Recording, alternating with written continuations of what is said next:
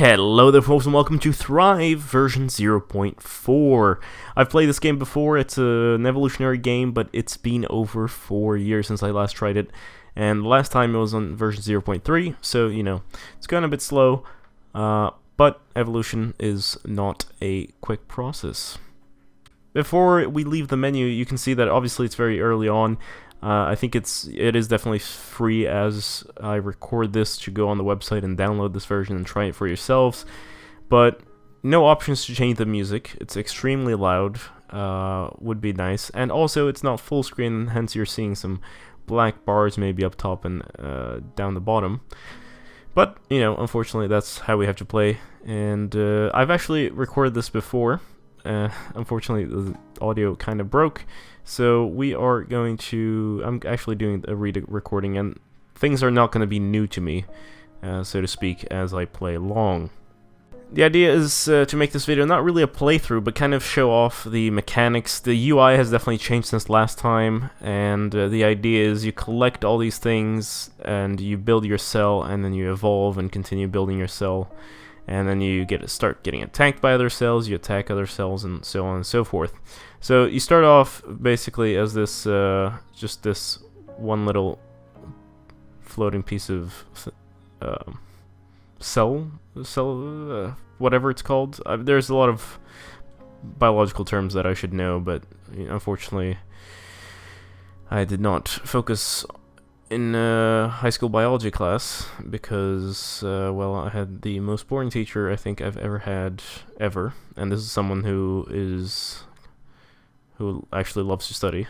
So, teachers change your life. Alright, we've collected all the ammonia and glucose and phosphate to evolve, and then we're thrown into this. Oh, is it not working? Yes, now it's loading. Alright. So basically we can look at the patch map, and I think this is just where we are, which, you know, changes the temperatures, the sun, and so on and so forth. I don't really know. I think this is the one we are on, Pangonian bathypelagic, 200 to 340 meters below sea level, and we can see there's zero sunlight. So this is quite important. As we start evolving, you'll see that certain things will actually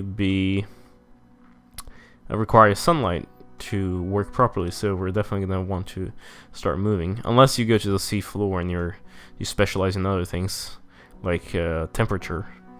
But I think definitely it'd be fun to try out like a tide pool or something like that.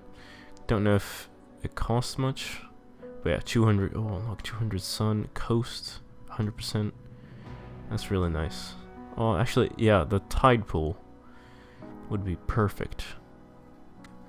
Alright, we've evolved here, and it's already time for the next one. Obviously, kind of fast, but we're gonna go through this fast. Right, for some reason, we can't go up yet. But we can go down, and I don't really feel like going down. It sounds like kind of boring. Oh, I'm so dumb. The reason we can move is because we're not here. We're here. Zero sunlight, so we're by the vents. The temperatures are very high. But, yeah. Lots of nutrients and stuff. Let's see, no species here, it's just some species there. We are gonna keep evolving here. Add another spike, maybe. Oh, we definitely need some more ATP production. Obviously, we're very small right now. We can zoom in, might be better. But as you evolve, every time you evolve, you get slightly bigger. Even if you don't add anything, I think you just become bigger. So, yeah, eventually you get pretty big. So we just float around, we collect some nutrients and stuff. Not all of this is very useful for us. I don't know what the best strategy is, because obviously it depends on where you are and what kind of creatures are around you, but you definitely want... Like, I've always had a problem in producing enough glucose fast enough so that I always can produce the right amount of ATP. But I'm sure there are ways to make that amenable. I also like symmetry. I don't know if it's actually something you should go for, but basically, if we put a nucleus here, oh no, it's too big. It's too much. We definitely need more. Yeah, produce. Although turns glucose into ATP, produces glucose, but that turns hydrogen sulfide into glucose. See, now that is something interesting. What if we put it here? Yes, might work. See, now I think we have a good balance. As long as I consume hydrogen sulfide, my glucose does not go down faster than I produce ATP, and that is a good thing. Something I had problems with last time. Not in the last time I played the game, but the last time when I was recording this before, I was having big problems. So, you know, sound problems sometimes can work to your advantage. Oh, look at that. So basically, yeah, you can kill, normally they attack you, but with your spikes you can end up killing other creatures, and they will release their stored, or whatever they have stored, and then you can consume it. Excellent. Nope, get out of the way. There we go. Alright, hey, it's not for you, it's for me. I'm the leader here. Hey, get out. Yeah, see, I'm having problems again, so apparently, for some reason, I'm not really collecting the hydrogen sulfate. I don't know if it's kind of bugged. It might be bugged sometimes, where you should be collecting, but it's not really collecting at the rate that you should. So let's see, let's go just for somewhere where it's very dense. Oh, here we have 5,000? Wait, where was that? Here? Yes, let's try to collect as much as possible so we can produce some glucose, get ATP, and then our health up without dying. Yeah, we're definitely gonna fail here. If only we had been around more phosphates. But yeah, it's there's definitely something, because sometimes it says, oh, we'll produce 5 glucose per second from hydrogen sulfide, but then we don't even get that much, so I don't understand. Anyway, we're gonna try to evolve a couple more times here, just so I can show off the sizes you can get and the things you can unlock.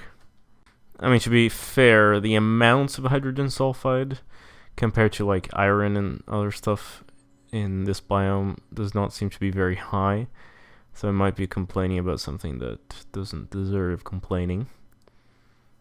Alright, we are gonna get a nucleus now. We're not gonna be a very stable organism. I think we're about to die here.